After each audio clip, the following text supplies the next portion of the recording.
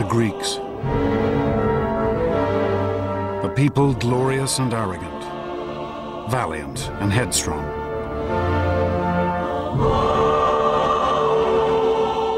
These were the men and women who laid the very foundations of Western civilization.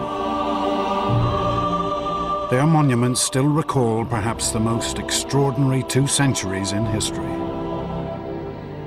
A time which saw the birth of science and politics, philosophy, literature and drama. Which saw the creation of art and architecture we still strive to equal.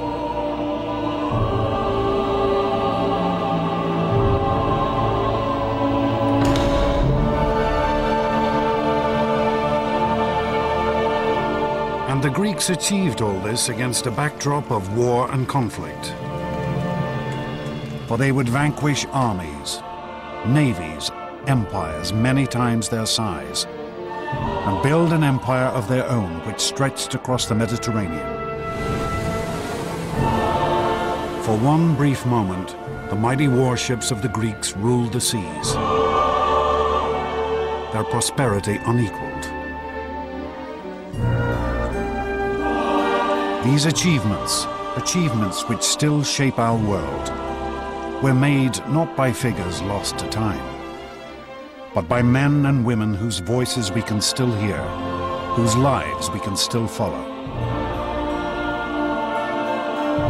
Men such as Themistocles, one of the world's greatest military generals. Pericles, a politician of vision and genius. And Socrates, the most famous philosopher in history.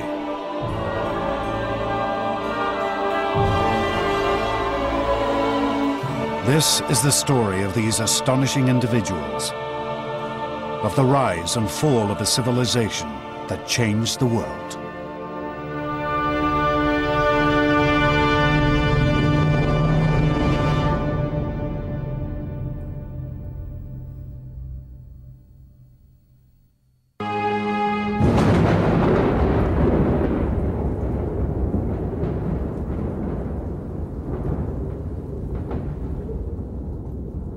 The great Persian king Darius died in 486 BC, and his son Xerxes assumed his father's throne.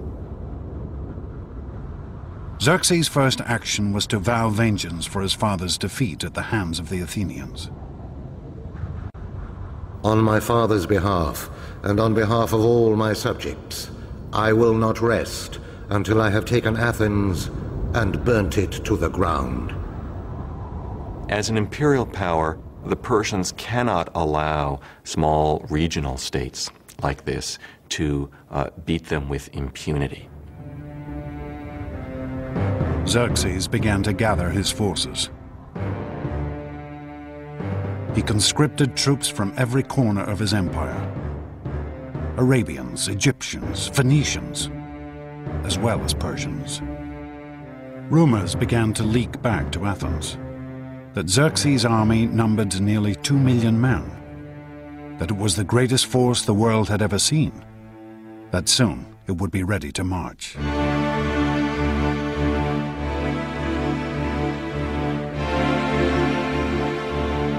And then finally, in the spring of 480 BC, news reached Athens. The Persian army had set out for Greece.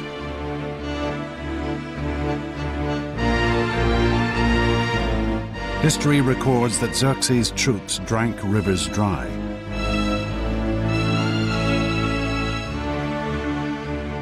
Trampled fields to the raw earth, ravaging the land as they marched on towards Greece. Xerxes was confident of victory. We shall so extend the empire of Persia that its boundaries will be God's own sky, so that the sun will not look on any land that is not ours. When the Greeks realized that the Persians were invading again, terror gripped the whole country. For the Athenians, who knew that they would be Xerxes' first target, it seemed that this could only be the end.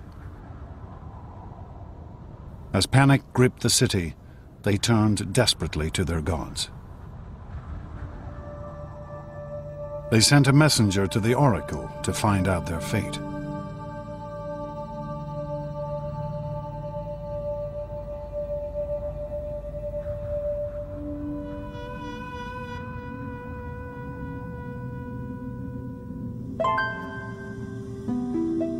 Here, high in the Greek mountains, can still be found the site of Delphi, the most famous of the Greek oracles. Built around a vast chasm in the mountain from which a sacred spring still flows. Here the Greeks would come to discover their future.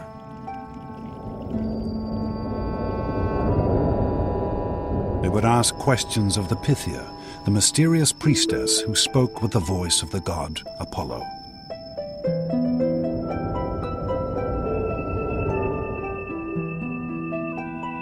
People came from all over the Greek world to consult Delphi, and sometimes came from outside the Greek world as well. It was considered to be the centre of the universe. The omphalos, the navel stone of the whole world, was at Delphi. People asked questions about their private life, which are just the sorts of questions people want answers to now. Archaeologists have discovered copies of the questions asked of these ancient oracles. Has Aristos stolen the wool from the mattress? Hermione asks, "What should I do to have useful children?" But as the Athenians walked up this path 2,500 years ago, their question was simple and grave. What could they do to save themselves? The oracle's response could not have been more negative. Why sit you, doomed ones? Fly to the ends of the earth. All is ruin, for fire and the headlong god of war shall bring you low. When this message came back to Athens, the democratic assembly dissolved into uproar. It seemed that even the gods had deserted them. But Themistocles refused to panic. He had spent every day since the Battle of Marathon waiting for this moment. He sent the envoys back to Delphi for a second prophecy. Though all else shall be taken, Zeus, the all-seeing, grants that the wooden wall only shall not fail. Argument raged as to what this wooden wall could be. Some said it meant the stronghold at the center of Athens, the Acropolis. But Themistocles had a different idea. He read the oracle and he insisted that it had a different interpretation. He said the ships are the wooden barricade which are going to be the key to our success. Themistocles' plan was daring. Avoid a conflict on land and fight the Persians at sea.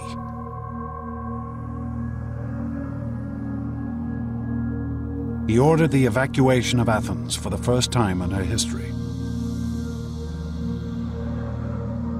This order for evacuation, carved into a stone tablet for public display, is still preserved, discovered in the back of a Greek coffeehouse. The Athenians shall send their children and wives to the village of Troezen. All the men should embark on the 200 ships that have been prepared to fight the barbarian. Themistocles ordered that his fleet of triremes should gather at Salamis, a tiny island off the Athenian coast. Themistocles' strategy is remarkable not only because it is innovative and because it is bold, but because it requires extraordinary self-sacrifice on the part of the Athenian people. He wants every man, woman, and child to leave their homes and possessions and to go into exile.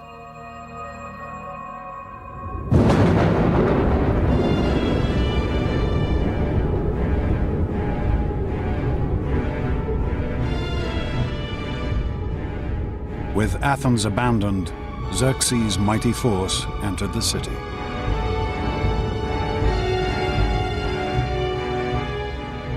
The Persians march in and go up onto the Athenian Acropolis, the symbol of Athens. And they burn it.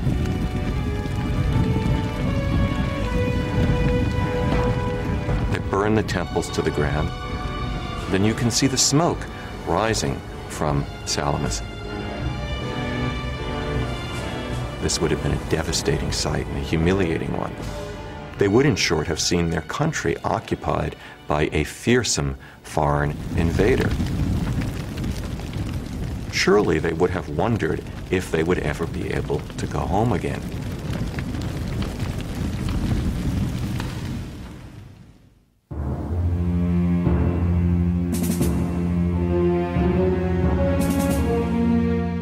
As night fell, Themistocles met the leaders of the other Greek city-states on the island of Salamis. They had also assembled their much smaller fleets here. Their scouts had reported back. The Persians now not only held Athens, but had also gathered a mighty fleet 4 times the size of the Greek forces.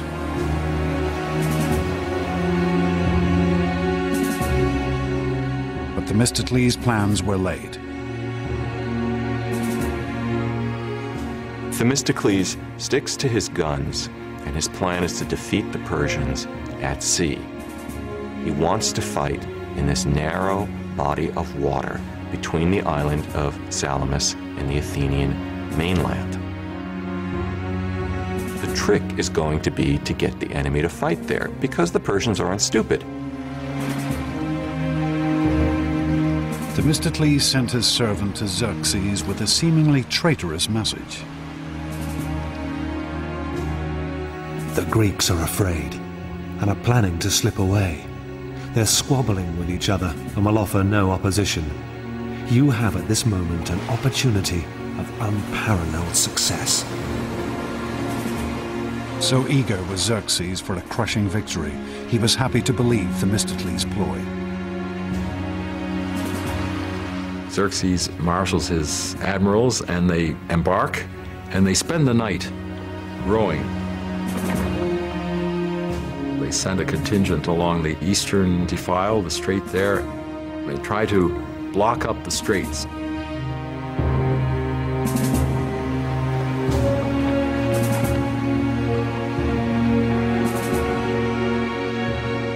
Only as the dawn rose did the Persians realize the true nature of Themistocles' plan. They discovered the Greeks not in disarray, but ranged in a battle line across the narrows in front of them.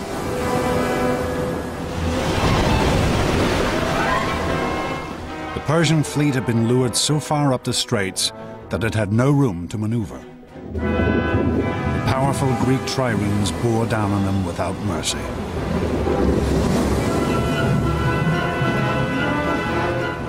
The Greek playwright Aeschylus fought in the battle and lived to tell the tale. We heard from every part this voice of exhortation. Advance, ye sons of Greece, from slavery save your country, save your wives, your children save. This day the common cause of all demands your valor. The Greek forces smashed into the cornered Persian fleet.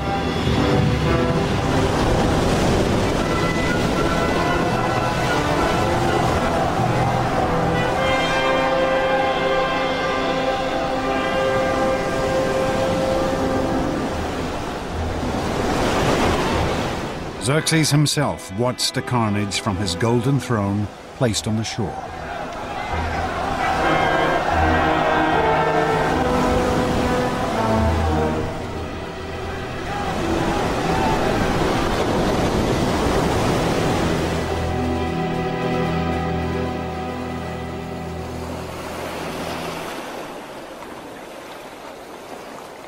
At the end of the battle, the Persians had lost 200 ships. For the Greeks, it was a stunning and conclusive victory. victory at Salamis is tremendously important for Greece and for the Athenians. It breaks the Persian navy. The Persians can no longer guarantee that they can feed their army, nor can they guarantee the safety of the Persian king. He must immediately get back to Asia Minor while the going is good. In practical terms, the game is over and the Greeks have won. Themistocles' triumph was complete. He had persuaded the Athenians to build a navy. He had convinced them to sacrifice their entire city to bring them victory at sea. His instincts had been proved right. He had defeated the greatest empire of the day. And he had now placed Athens in a position where she could build an empire of her own.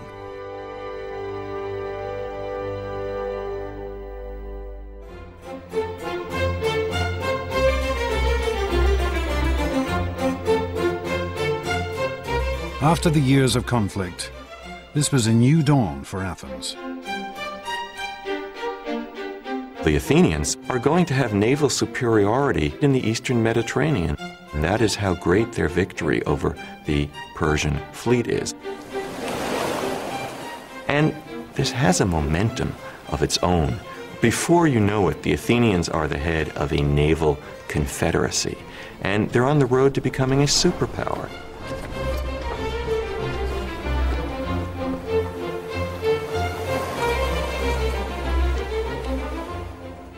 The Athenians founded the Delian League,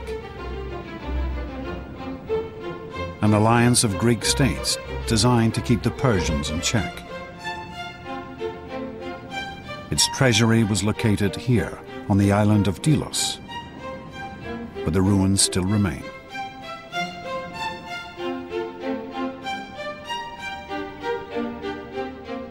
By 450 BC, this league had more than 200 member states, but Athens was the undisputed leader.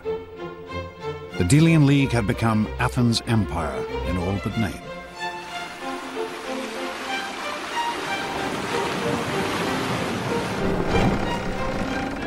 And Athens' naval supremacy also gave her economic power.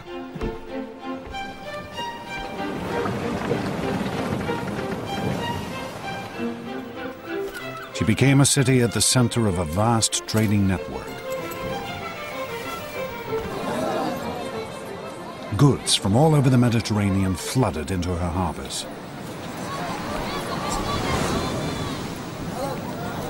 In its heyday, Athens was the big apple, or if you will, the big olive of the eastern Mediterranean. Constant coming and going of traders. The wharves would be busy, full of people in a cacophony of language.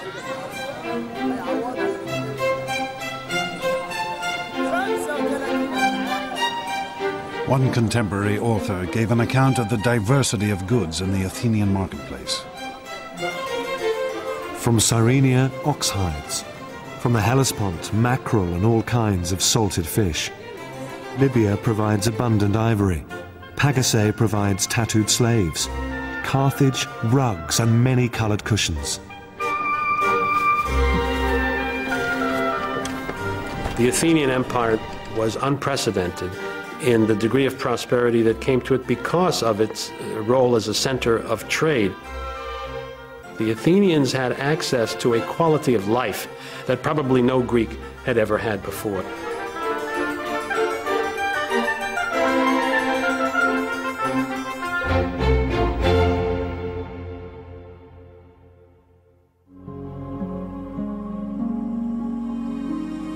Athens' rise to economic and political supremacy occurred at lightning speed. After the Battle of Salamis, she became the dominant power in the eastern Mediterranean in less than a generation. And at the city's heart still lay her unique system of government, democracy. A system of voting using pebbles, olive leaves, or the show of hands that decided every aspect of the city's government.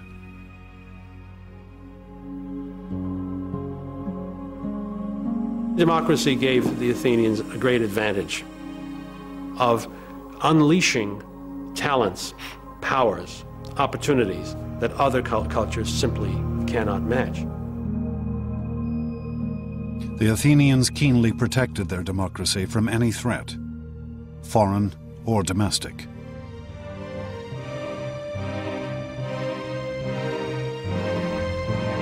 Once a year, each citizen could scratch the name of an individual onto a shard of pottery, known as an ostraca, and place it into a pot in the assembly. The person whose name came up most would then be ostracized, banished from the city. This was the Athenians' method of protecting their government, expelling any person they felt might become too powerful. But Athenian democracy could turn on any citizen, even its greatest war hero. Themistocles now found himself under attack. The threat was gone now. His raison d'etre has been taken away. This is something he can't understand.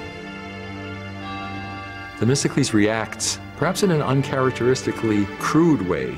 He reminded the Athenian voters of what they owed him. Voters don't want to be reminded in any period of what they owe to their politicians. They want to be told what their politicians can do for them. The Athenian people turned on the aging politician.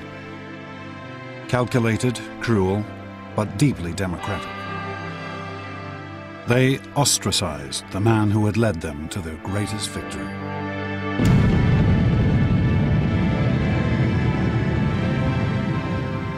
Themistocles was ostracized, I believe, because he was simply regarded as having gotten too big for his boats.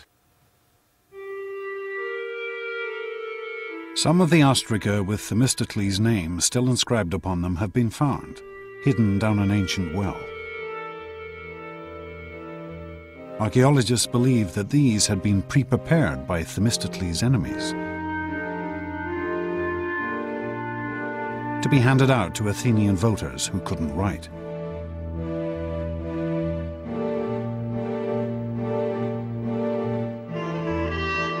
Themistocles never recovered from this humiliation.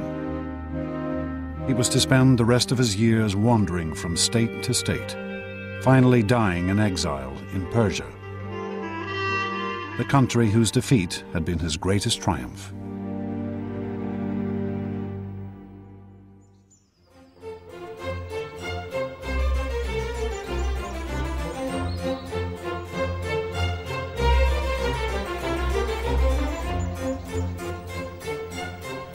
The Athenians were now looking for a leader who might fulfill their newfound sense of imperial glory. They found a man who seemed the perfect reflection of this new ideal. A man who would change the face of Athens forever. A man named Pericles.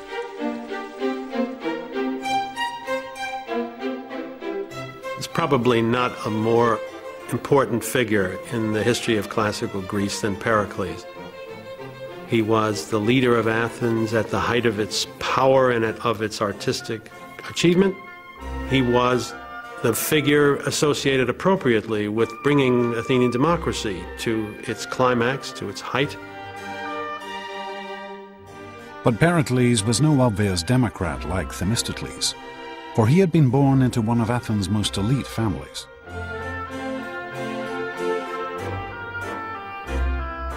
And perhaps because of his aristocratic origins, Pericles knew what the people of Athens now wanted. A city fit to rule an empire. It seems clear that Pericles had in mind to create a city whose greatness would be admired by the people who lived there, by everybody else in the Greek world, well into the future.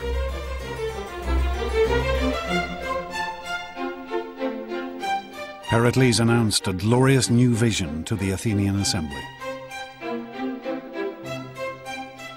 All kinds of enterprises should be created which will provide inspiration for every art, find employment for every hand. We must devote ourselves to acquiring things that will be the source of everlasting fame. Pericles turned his attention to the Acropolis, the sheer peak in the center of Athens, home of the city's patron goddess, Athena.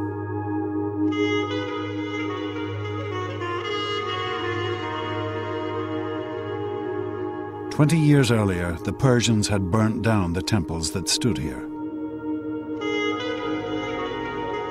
Ever since, the Athenians had left these ruins untouched, as a memorial to those killed in the war.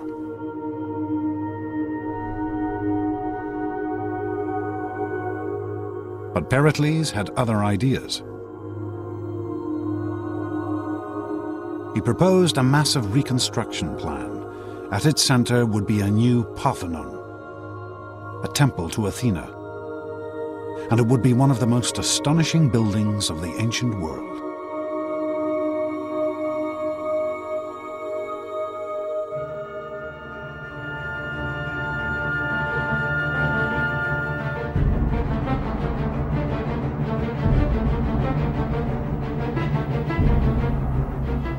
This new construction program was of unprecedented magnitude and expense.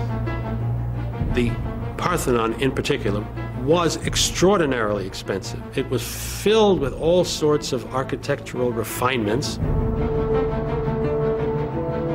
Pericles planned to spend over 5,000 talents in the first year alone, a total budget of more than $1 billion in today's terms. His project would require 20,000 tons of marble.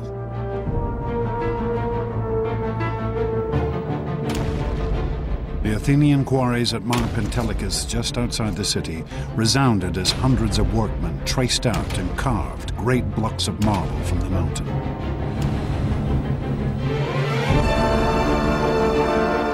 This temple would be decorated like none before.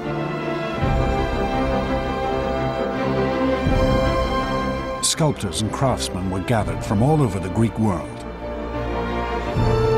With them stood Pericles, for he treated the building of the Parthenon as his own personal project. He selected architects, he selected the men who designed the plans. Pericles was directly involved in the planning process. Some protested that he was decking out the city like a prostitute. But when the building was completed in only 15 years, his critics were silenced.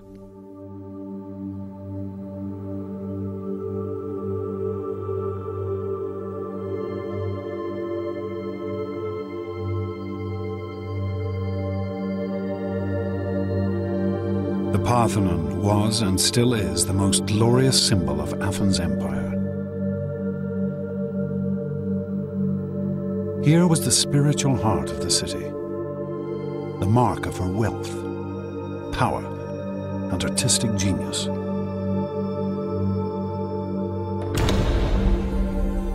When you first came through the door, you'd have been just stunned. You'd have been confronted immediately by an enormous 40-foot-high statue of Athena in gold and ivory and studded with jewels. I think the impression of a statue of that size and with that kind of dressing must have been truly overwhelming.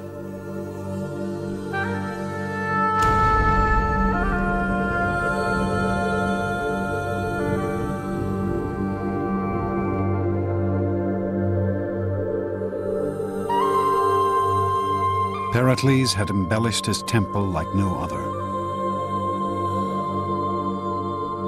Though this astonishing statue has since been lost to history, other treasures from the Parthenon have survived for over 2,000 years.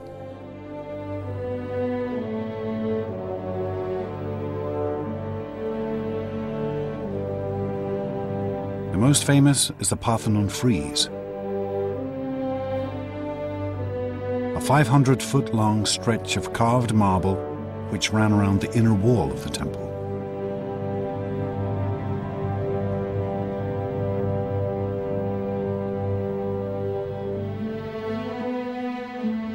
The Parthenon frieze is only 2.5 inches thick at its maximum depth, and yet in this space the sculptors carved rank upon rank of crowded figures, a great procession of Athenians, glorious and elegant.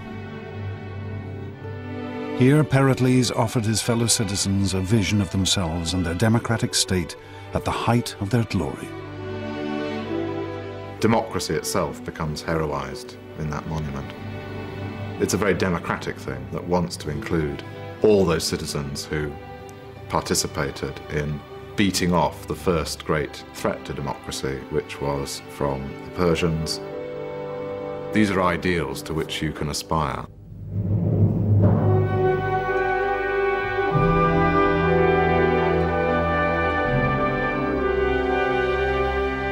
The monuments that Pericles built for his fellow Athenians still stand on the peak of the Acropolis.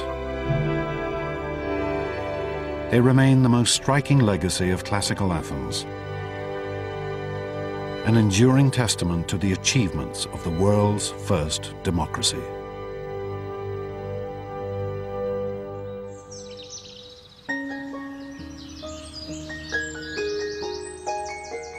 But Pericles was not simply concerned with astonishing construction projects. Under his leadership, Athens would also become the intellectual center of the ancient world. Pericles was remarkable in that he associated with the leading minds of his day in just about every field of endeavor. In these years, Pericles played host to an astonishing generation of individuals. Figures such as Anaxagoras, the first man to realize that the moon was lit by reflected sunlight. He knew Herodotus, the world's first historian, who wrote one of the earliest records of Greek life. And poets and authors such as Aeschylus and Euripides, whose works are still standards of world literature. Pericles was well aware of his city's stature. Our whole city is an education. For our citizens excel all men in versatility, resourcefulness, and brilliance. Even Pericles' partner, a woman named Aspasia, was unique and distinguished. Pericles had divorced his wife and set up home with a foreign woman, a woman whose occupation was hardly to be expected. For Aspasia was what was known as a hetaira, Greek for a companion. Yes, she was, in a technical sense, I guess, a prostitute, but she was more than that, a woman of charm, of style, of intellect. She really was very extraordinary. She had an extraordinary mind.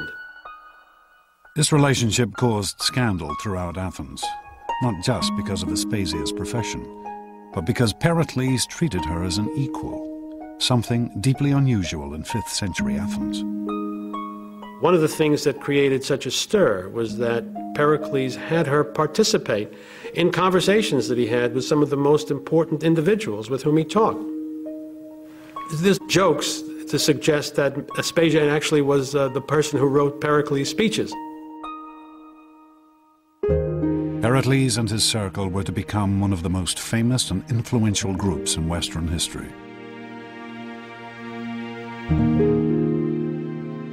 But in 5th century Athens, the highest achievements of art and culture were not restricted to the elite.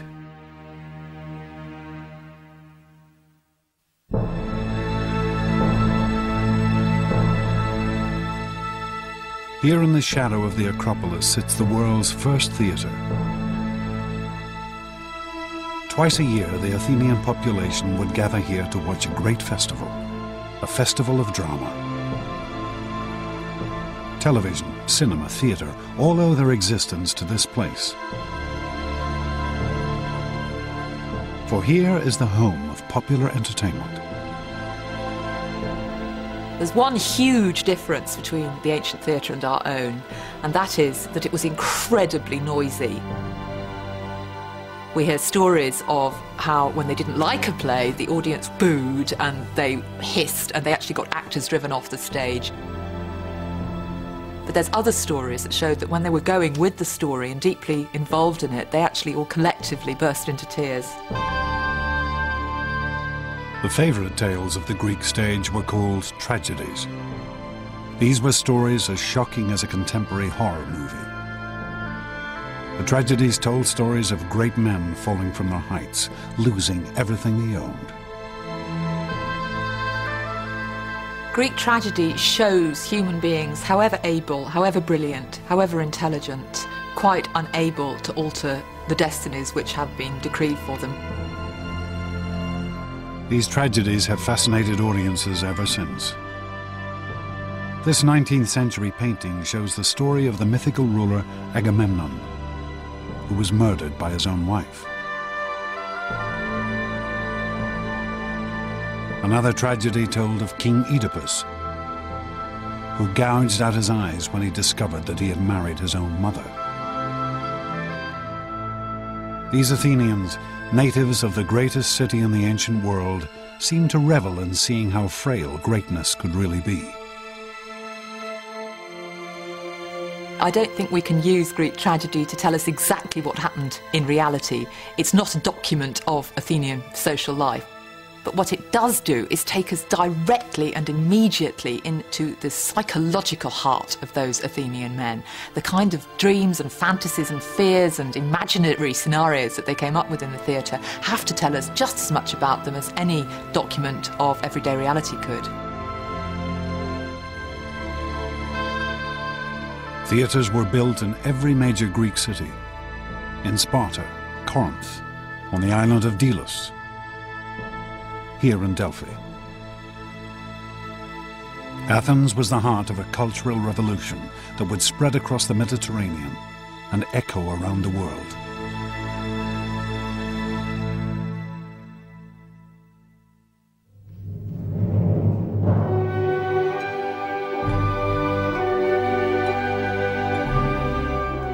Periclean Athens seems to me to belong in the smallish collection of cities where truly great moments in the human experience took place.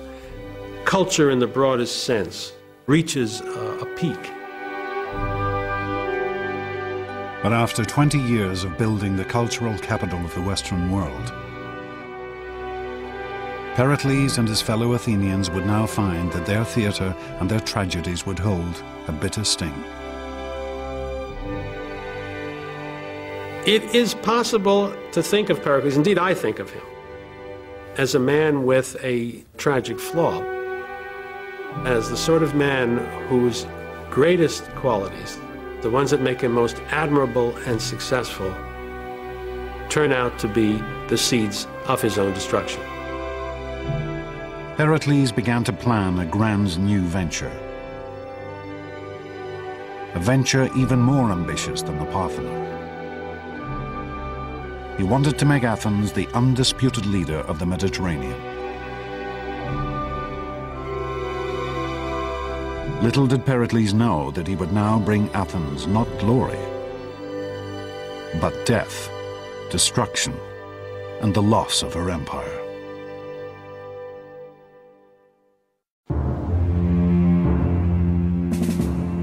Athens, the year 431 BC.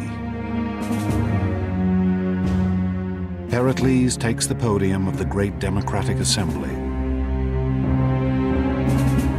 and presents the Athenians with his most daring plan. War with Athens' oldest enemy, the city-state of Sparta. Sparta was the only other Greek city-state which still matched Athens in power. For the Spartans, trained from birth in the arts of war, were a fearsome military force, and they ruled all of southern Greece.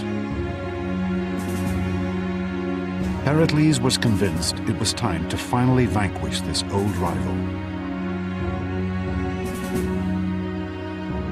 Victory over the Spartans would make Athens the undisputed leader of the Mediterranean. If we go to war, as I think we must, be determined that we are not going to climb down. For it is from the greatest dangers that the greatest glory is to be won. The assembly embraced Pericles' plan. The Athenians were never ones to shrink from a fight. The ancient Greeks as a whole were not by any stretch of the imagination a peace-loving people. Peace was an interruption of war rather than vice versa, and the Athenians were as bellicose as any other Greeks.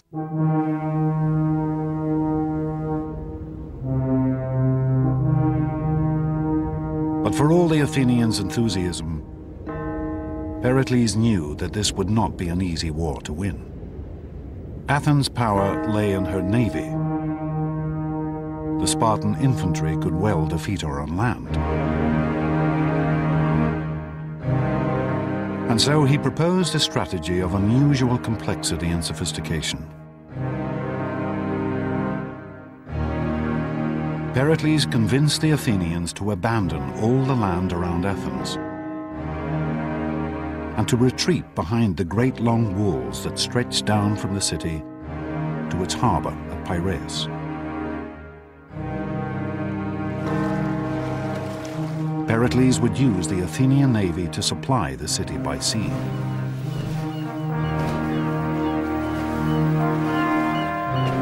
And he would use this same navy to attack and harry the Spartans from the coast, slowly wearing the enemy down until they gave in. It was a strategy based on a set of finely judged assumptions. Pericles' expectation was that after a year or two, but no more than 3, the Spartans would realize that they could not win the war because the Athenians would never give them the infantry battle they needed in order to win, and they had no other device available.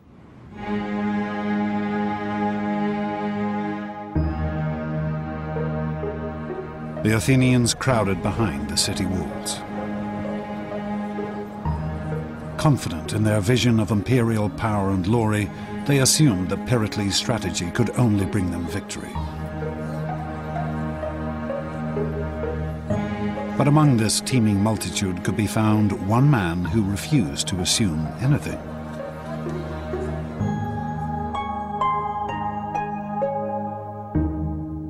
A man unique in Athenian society. A man called Socrates.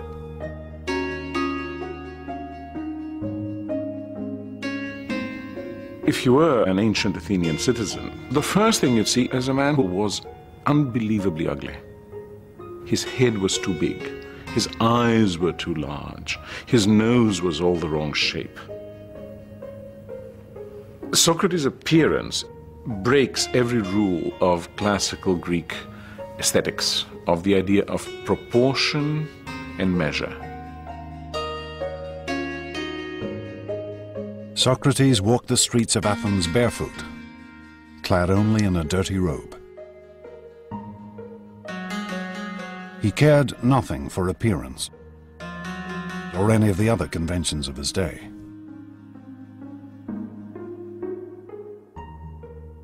Socrates was interested only in the mind. This unlikely figure would become the leader of a revolution. A revolution in thinking that had been gathering strength across the Greek world.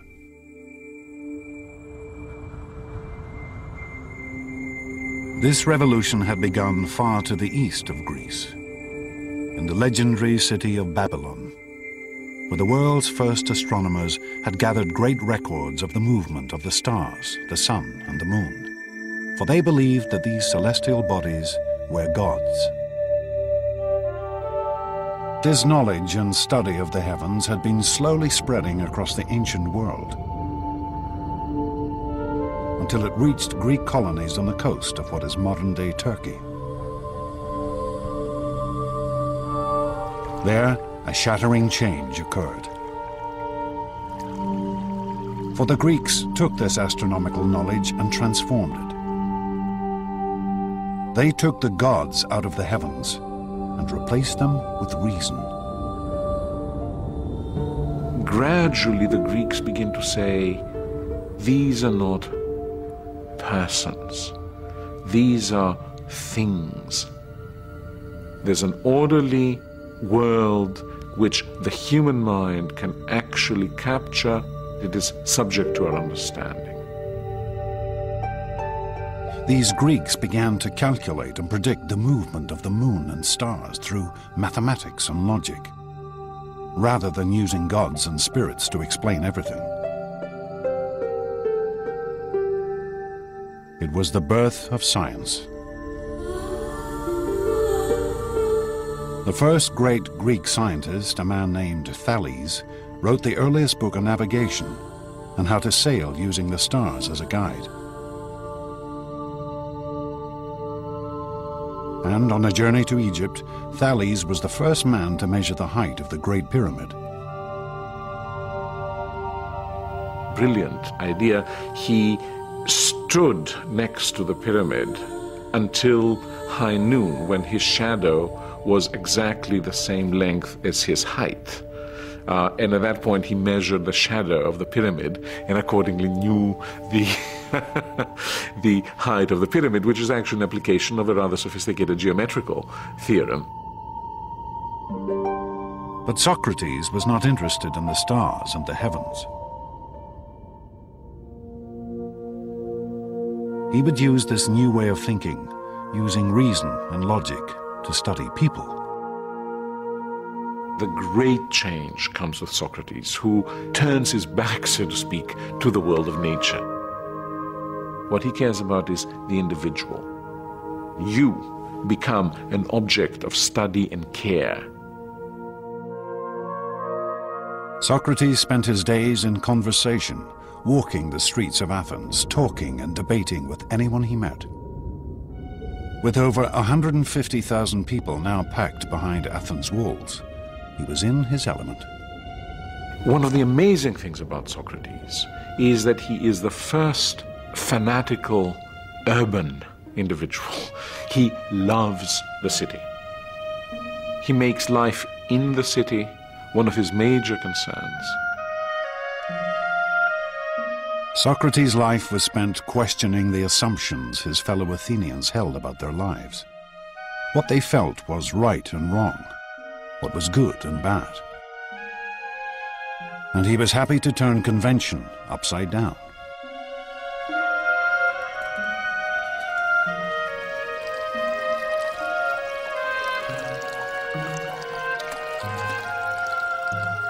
One of Socrates' followers recorded how, at the end of a drunken dinner party, Socrates proved to a fellow guest that he was in fact the better looking of the two.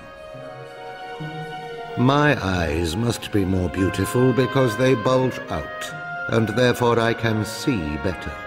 And by the same account, my nose is more beautiful because my nostrils flare out, and so I can therefore gather in more smells. This is typical Socrates, using reason and logic to examine the world anew. Socrates says you must make every decision based on your own understanding of what is good and what is not good, what is right and what is wrong. For Socrates, this freedom of thought was paramount, even if it meant upsetting the whole notion of a beautiful nose. I tell you, let no day pass without discussing all the things about which you hear me talking. A life without this sort of examination is not worth living.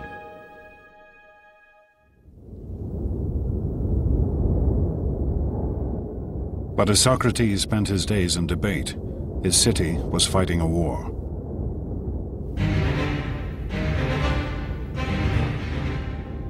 The Spartans invaded Athenian territory and set about burning all the farmland around the city. The Athenians became increasingly anxious. They could only watch from the city walls as their fields and crops were destroyed. But such was Pericles' reputation he managed to convince the Athenians to stick with his plan. The city could rely on her fleet and shipments from overseas to survive. Little did Pericles know that this fleet now carried an even greater threat.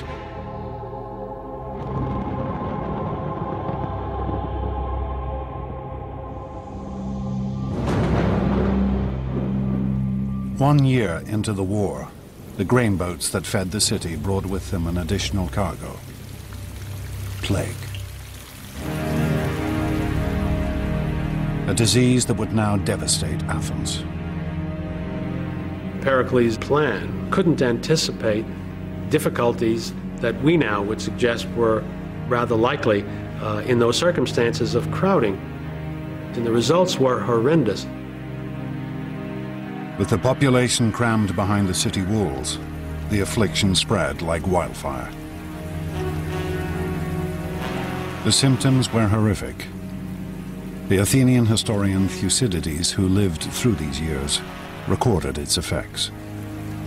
The body was suddenly seized, first with violent heats around the head and redness and inflammation of the eyes, and then the disease descended into the bowels, producing violent ulceration and uncontrollable diarrhea.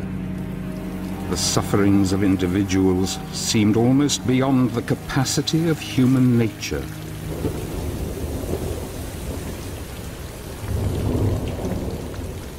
Sufferers, racked with fever and overcome with unquenchable thirst, would crawl into the city cisterns and water mains to die.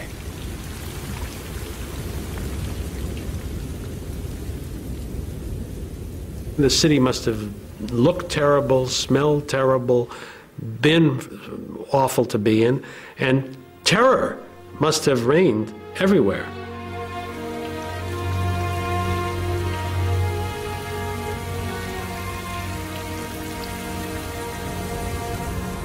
The plague would kill over a third of Athens' population.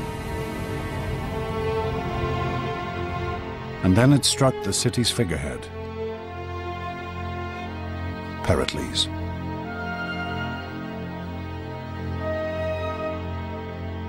Plutarch, Pericles' biographer, described his symptoms. The plague seized Pericles, not with sharp and violent fits, but with a dull and lingering distemper, wasting the strength of his body and undermining his noble soul.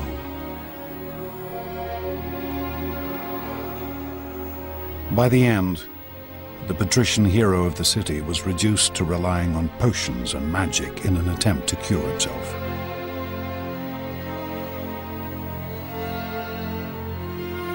He showed one of his friends a charm that a woman had hung around his neck, as if to say that he was very sick indeed when he would admit of such foolery as this.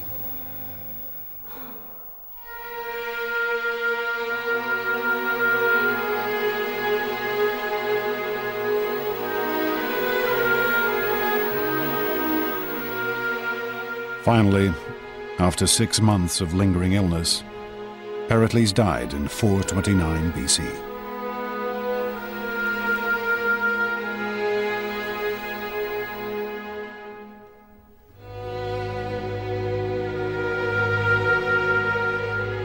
Pericles had planned to make Athens into the Mediterranean's greatest power. But his carefully calculated strategy had brought only disease and death. Like most brilliant men, like most people who have had great success all their lives, Pericles simply underestimated the degree to which some things are out of the control of the very best intelligence and the very best knowledge that there are.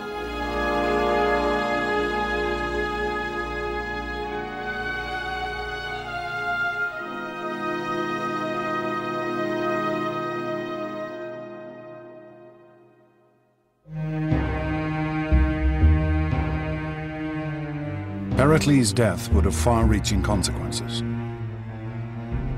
It soon became clear that this one man had been the linchpin of the Athenian state.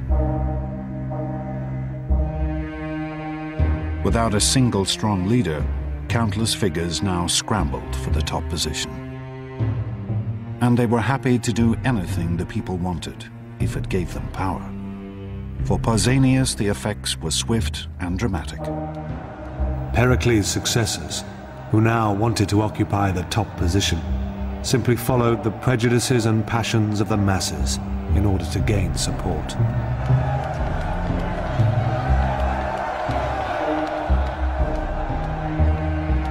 Athenian democracy now revealed a new and terrifying potential.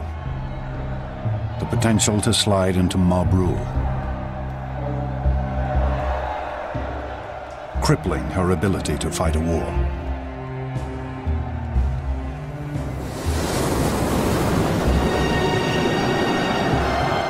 As the conflict raged on, an Athenian naval force won a skirmish with the Spartans in rough and storm-tossed seas. The generals who had commanded the force returned to Athens expecting a hero's welcome.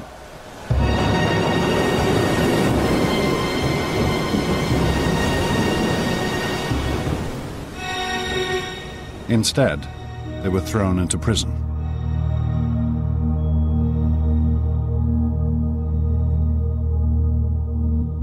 The storm had forced the Athenian commanders to sail straight back to Athens, without picking up any of their soldiers who had fallen overboard during the battle. Rabble-rousing speakers had convinced the assembly that this failure to rescue the men was a crime so appalling that all the generals should be summarily tried and executed.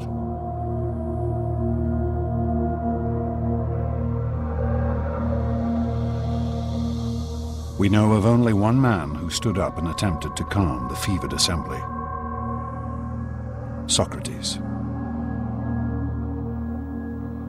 Socrates alone, and against the very, very serious and vocal and aggressive and mad, furious reaction of the public, stood his ground and said it was the wrong thing to do. He was going to vote against it. Socrates' principle of questioning the society he lived in now had a real and practical purpose.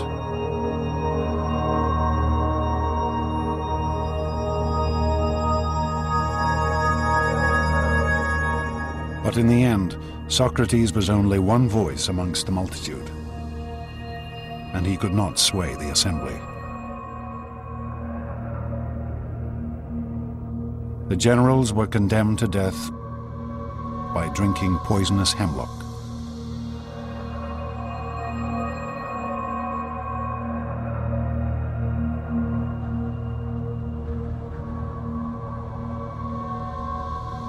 With the assembly in the hands of self-interested despots, once mighty Athens began to lose her way. After the death of Pericles, Athens never again had a political leader with a well-thought-out general picture or a set of goals that he could pursue with reasonable hope of bringing them to fruition. The war against Sparta degenerated into a bitter, dragging conflict that spread over a decade. The Spartans ravaged the land around Athens, and the Athenian fleet kept the city supplied.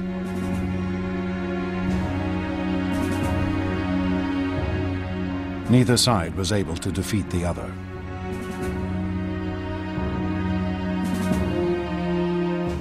Deprived of victory, the Athenians grew increasingly frustrated.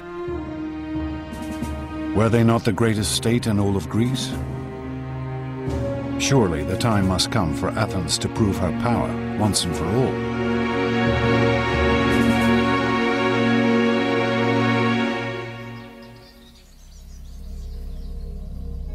Then, in the year 416 BC, a daring proposal was put before the assembly. A small Greek colony on the island of Sicily had asked for protection. Protection from a neighbor allied with Sparta. Why should the Athenians not come to their aid, humiliate their Spartan adversary, and perhaps conquer all of Sicily at the same time? As one Athenian addressed the assembly, This is the way we won our empire, and this is the way all empires have been won. Let us set out on this expedition, for it will destroy the arrogance of the Spartans, and at the same time we shall become rulers of all Greece.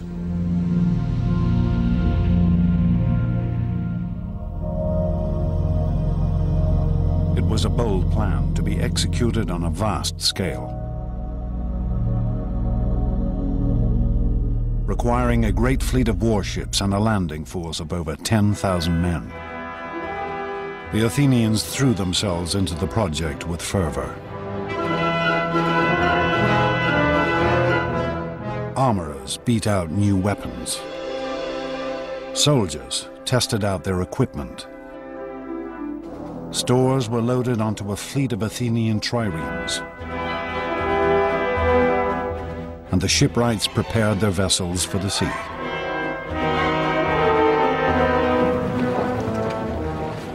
Then, to great fanfare, the mighty invasion force set out for Sicily.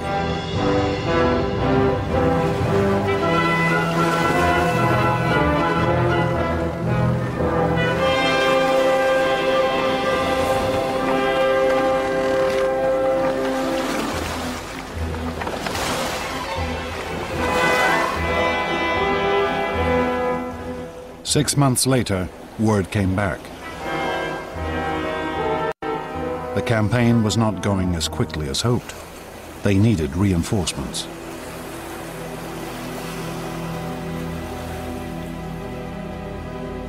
And then, nothing. No news at all.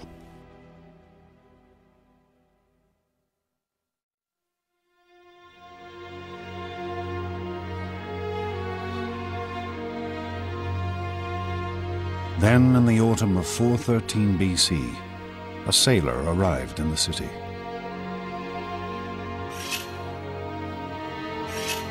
A man who needed a haircut. And as he talked to his barber, he told an appalling tale of a vast and terrible slaughter.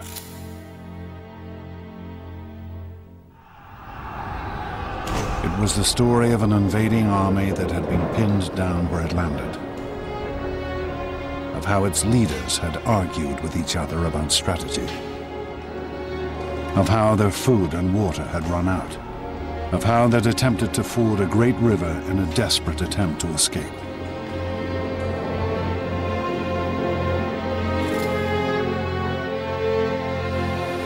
They rushed into it, all discipline lost and every man wanting to cross first. They fell over each other and trod each other underfoot, and they drank thirstily. The water was foul, but still they went on drinking, mud, blood and all, the dead lying thick in the riverbed.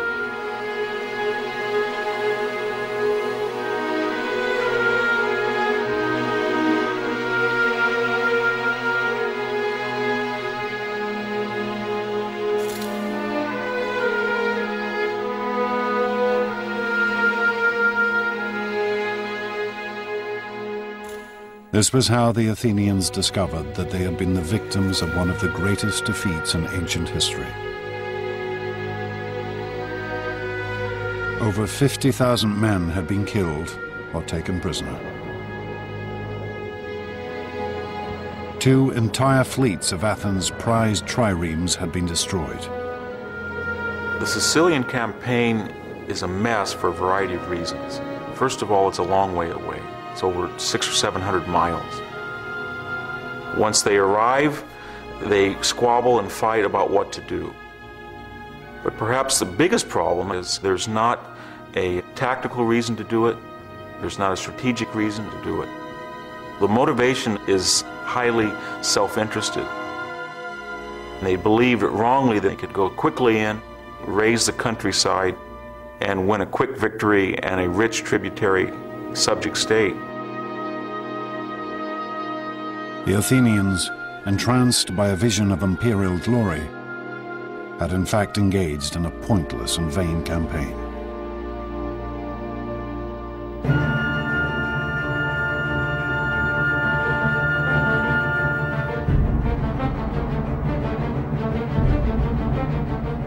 With Athens' military power now crippled, her enemies began to close in.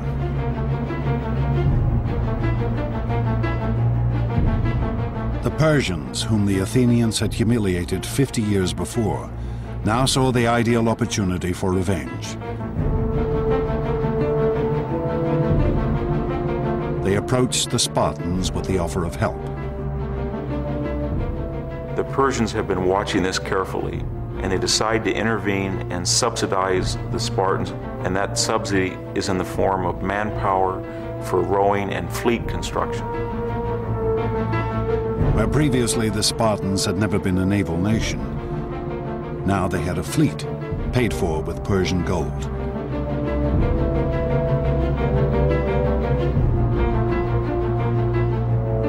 With Athens' navy decimated by the defeat in Sicily, the Spartans could now blockade the Athenian harbors. The great grain convoys from Egypt and the colonies could no longer get through. And finally, the Athenians began to starve in the streets.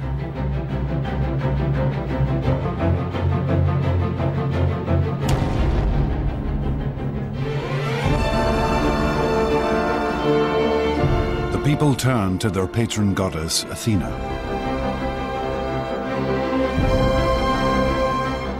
At the height of Athens' glory, only 30 years before, Pericles had honored her with the most glorious temple ever seen.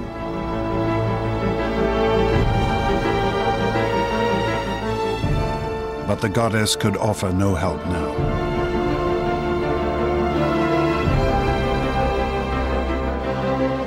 Athens, once so sure of her preeminence in the Greek world, was now home to a population ravaged by plague and war, besieged and starving.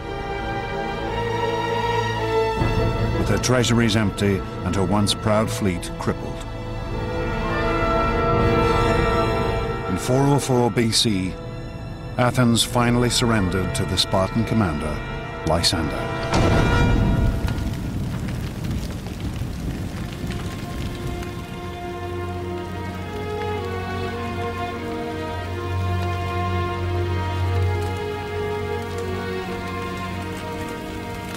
The Spartans' terms were heavy. The great walls which had defended the city were to be torn down. Her fleet was to be destroyed.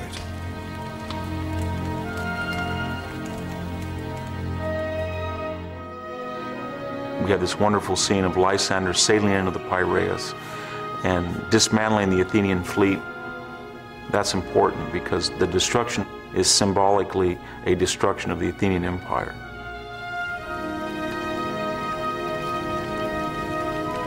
What remained of Athens' mighty navy was put to the torch,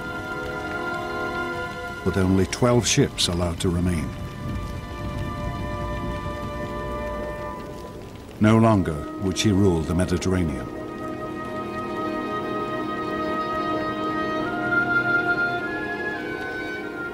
The Athenians became convinced that they could do, finally, in the end, more than they really could. And I think this is really the point in which the potential that Athenian democracy brought about could turn to tragedy.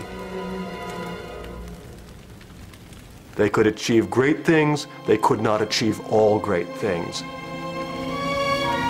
But it would still take one more act of vanity and violence before the Athenians could redeem themselves. And their city could be reborn.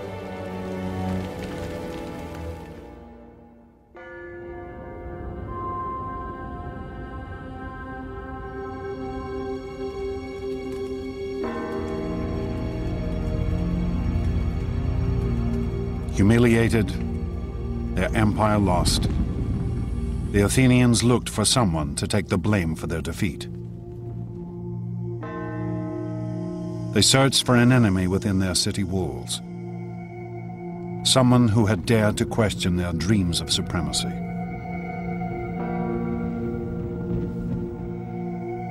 They searched for Socrates. Socrates was a critic.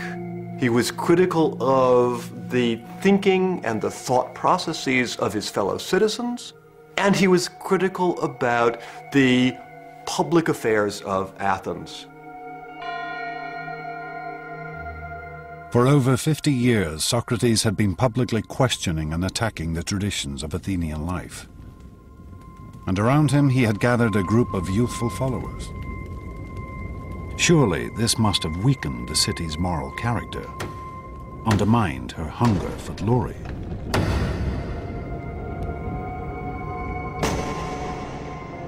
Socrates was arrested on charges of undermining the state religion and corrupting the youth of the city.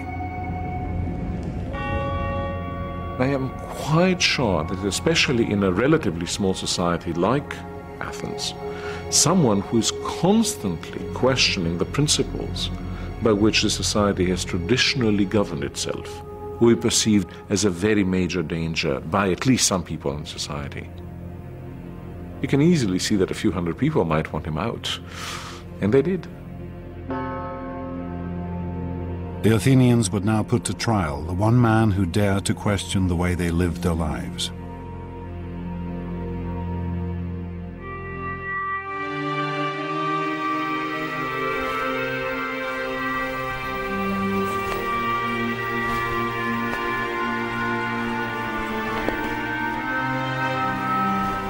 Socrates' trial would be held in Athens' central marketplace, under a canopy to shade the fierce heat of the Greek sun. He would be tried by a jury of his fellow citizens, chosen at random, the same kind of group that had condemned 6 generals to summary execution only 7 years before.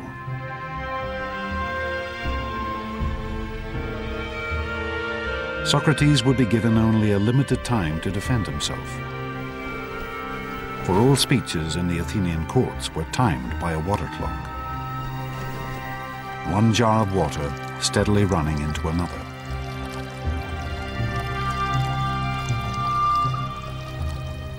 But Socrates shows no fear in the face of his accusers. In fact, he is positively stubborn.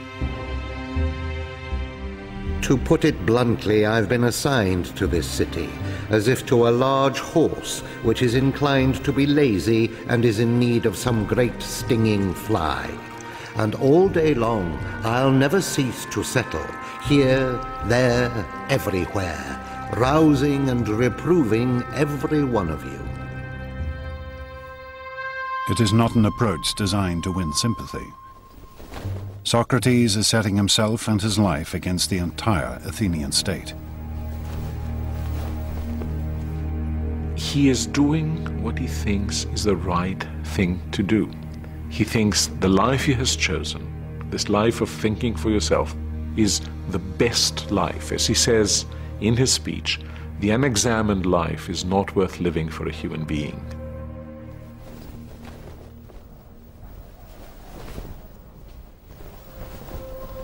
If Socrates had simply apologized to the court, he might well have been acquitted.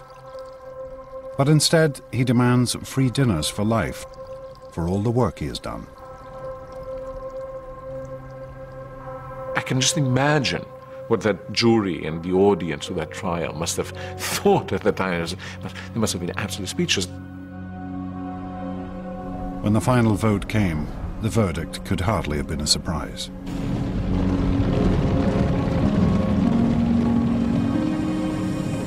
The court found Socrates guilty with the penalty of death.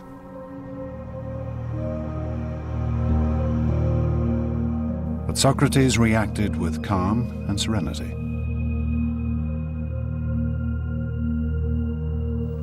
Well now, it is time to be off, I to die and you to live. But which of us has the happier prospect is unknown to anyone but heaven.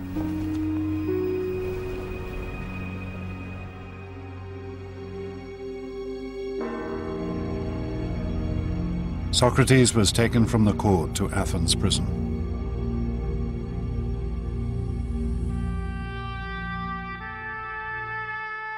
The site of this prison still exists. We can still trace the layout of the cell in which Socrates was probably held.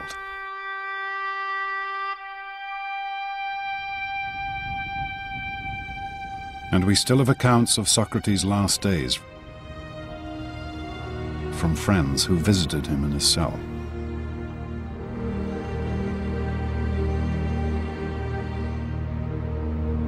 Socrates would be executed in the traditional Athenian manner, by drinking hemlock. Some of the hemlock cups used for the poison are still preserved. Death by hemlock is excruciatingly painful, causing gradual paralysis of the central nervous system.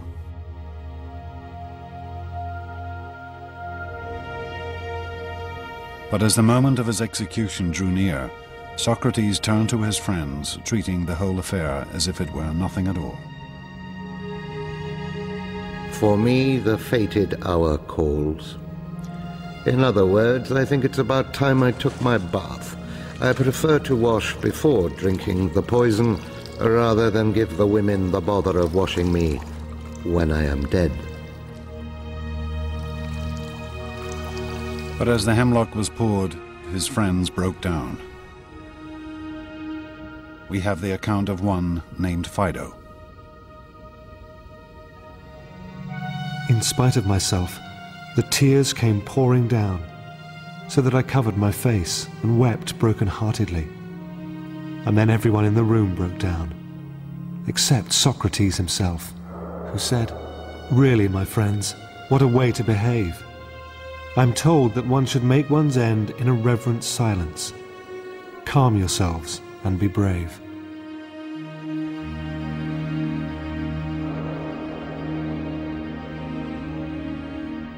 As Socrates lay back on his bed and let the poison take effect, his friends watched in silence. Here was a man who was dying not for glory, not for fame and honor, but for the sake of his principles, because he believed that man should question the world around him.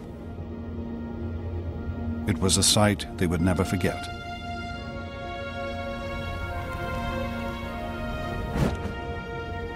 Socrates, in his life and in his death, becomes a completely new Greek hero. From now on, the hero is a person of conviction, a person who will follow nothing but the dictates of his intellectual conscience, and that is a new conception of what a human being is like and what a good human being must be like.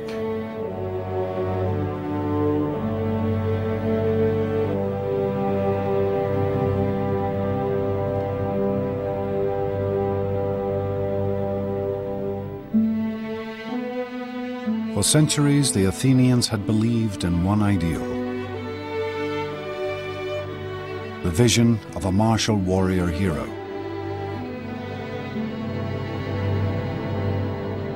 It had driven them to conquer great foes, to build a mighty empire. But now, in the depths of defeat, they discovered a new figure to venerate. Effigies of Socrates have been found amongst the ruins of the Athenian prison. Perhaps offerings to the dead philosopher. Perhaps the most important lesson that Socrates left is the need to be critical and the need to be self-critical. The interesting thing that I see in Athens in the years after the execution of Socrates is this same capacity to look at themselves and recognize that they have perhaps gone too far in the past, and indeed to embrace a certain kind of maturity. Athens was never again a great imperial power. But neither did her democracy lapse again into mob rule.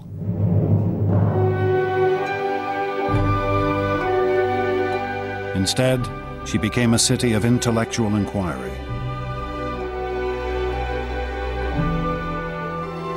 a haven of study and discussion, where Socrates' students and his students' students slowly began to build a world based on reason.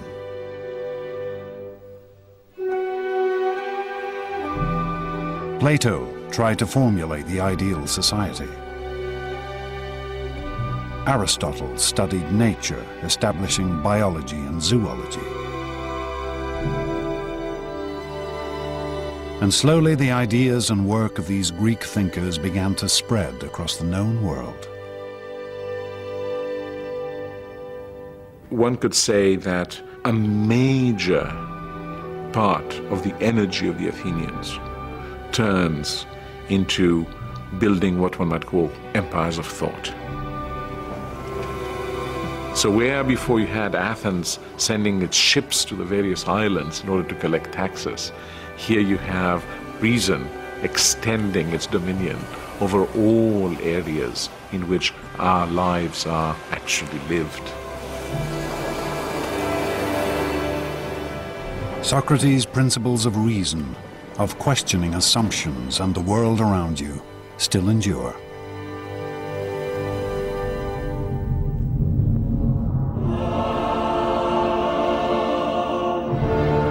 In the space of less than 200 years, the ancient Greeks transformed their world. For amongst these ruins, a few great figures carved a mighty empire.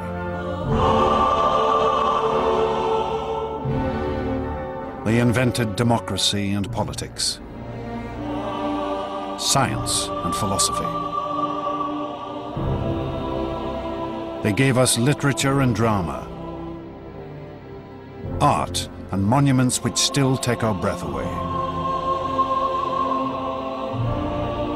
And ultimately, these Greeks taught us how to reason and think.